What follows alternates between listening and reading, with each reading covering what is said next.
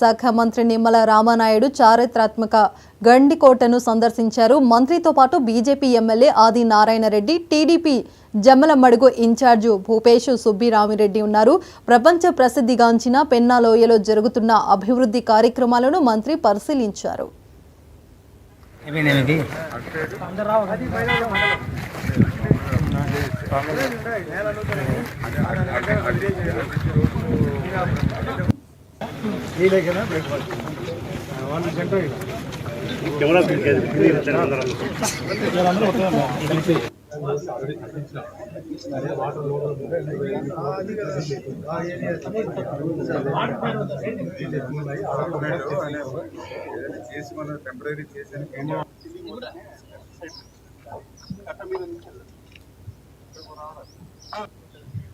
CM గారు ఇన్ని స్టేప్ ఉన్నాడు రాత్రి